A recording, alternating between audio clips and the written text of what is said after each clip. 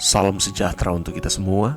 Pelajaran Sekolah Sahabat dengan tema utama Surat Efesus, pelajaran ke-14, Efesus dalam hati, Rabu 27 September, Kesatuan Iman.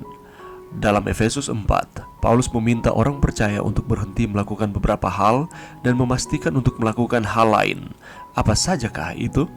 Efesus 4 dimulai dan diakhiri dengan seruan untuk saling peduli sebagai anggota gereja. Di antara undangan-undangan ini, Paulus memberikan dukungan kuat untuk gagasan bahwa kita harus memelihara persatuan dalam gereja. Dia mulai dengan memberikan 7 daftar satu. Ada satu tubuh, satu roh, satu harapan, satu Tuhan atau Yesus Kristus, satu iman, satu baptisan, satu Allah dan Bapa. Kita terikat bersama oleh kenyataan rohani ini. Kita pada kenyataannya bersatu. Sementara persatuan adalah kepastian teologis, itu membutuhkan kerja keras kita. Jadi kita harus selalu berusaha untuk memelihara kesatuan roh. Salah satu cara kita masing-masing dapat melakukannya adalah dengan menjadi bagian aktif dari tubuh Kristus. Setiap anggota adalah bagian tubuh yang berbakat dan harus berkontribusi pada kesehatannya. Dan semua harus mendapat manfaat dari pekerjaan para rasul, nabi, penginjil, pendeta, dan guru. Ini seperti ligamen dan tendon, memiliki fungsi pemersatu, membantu kita tumbuh bersama di dalam Kristus yang adalah kepala tubuh. Pada saat itu, Paulus juga memberitahu mereka bahwa kita bukan lagi anak-anak yang diombang-ambingkan oleh rupa-rupa angin pengajaran, oleh permainan palsu manusia dalam kelicikan mereka yang menyesatkan. Kata-kata yang dengan jelas menunjukkan bahwa gereja mula-mula menghadapi beberapa pergumulan dari permainan palsu manusia. Ketika Paulus beranjak menuju seruan terakhirnya untuk ramah seorang terhadap yang lain, penuh kasih mesra dan saling mengampuni, ia meminta orang percaya untuk menghindari kedegilan hati mereka sebelumnya dan untuk menghindari kemarahan dan ucapan kasar, menggantikan bahasa yang membangun dan memberikan kasih karunia. Pasal tentang persatuan ini cukup mudah dibaca ketika segala sesuatunya damai. Adalah lebih menantang dan penting untuk membacanya ketika kita terlibat dalam beberapa konflik.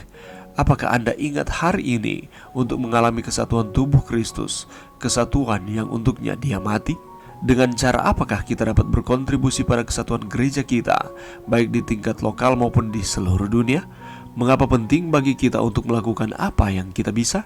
Pelajaran yang bisa kita dapatkan pada saat ini, kalau kita melihat di dalam Efesus pasal 4, ini berbicara mengenai kesatuan jemaat dan karunia yang berbeda-beda, dan bagaimana manusia menjadi ciptaan baru di dalam Kristus. Ada 2 ciri orang yang dipanggil oleh Tuhan sesuai dengan Efesus pasal 4 ini. Yang pertama adalah memiliki kesatuan, dan yang kedua adalah kudus. Dan kesatuan itu akan terjadi tergantung dari sifat-sifat yang dimiliki oleh manusia, yakni rendah hati, lemah lembut, sabar, saling menahan diri dalam kasih. Kesatuan orang Kristen timbul dari kesatuan Allah, yakni satu roh, satu Tuhan atau Yesus Kristus. Karena itu ada satu pengharapan, satu iman, dan satu baptisan, satu Allah dan Bapa. Dan karena itu hanya ada satu keluarga, yakni keluarga Allah. Oleh karena itu apa yang harus kita lakukan supaya kesatuan ini terjalin? Sana dikatakan di dalam ayat yang ketiga pasal 4, berusahalah. Hal ini harus dilakukan secara terus-menerus. Dan di dalam kesatuan itu ada keanekaragaman, ada macam-macam karunia di setiap anggota jemaat. Dan setiap karunia tersebut adalah unik. Oleh karena itu adalah pemberian Tuhan. Dan oleh karena ini adalah pemberian Tuhan, tidak ada alasan bagi kita untuk iri, menghina, atau sombong. Tetapi dengan karunia-karunia yang berbeda di dalam jemaat, tujuannya adalah supaya menyebabkan kita bersatu atau bekerja sama di dalam pekerjaan Tuhan.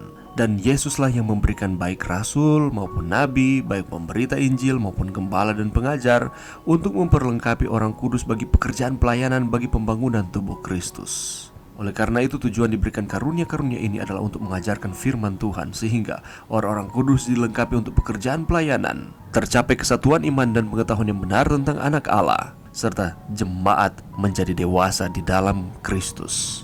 Ciri kedewasaan adalah teguh berpegang kepada kebenaran di dalam kasih. Selanjutnya, Rasul Paulus juga memberitahu mereka bahwa kita bukan lagi anak-anak yang diombang-ambingkan oleh rupa-rupa angin pengajaran, oleh permainan palsu manusia dalam kelicikan mereka yang menyesatkan.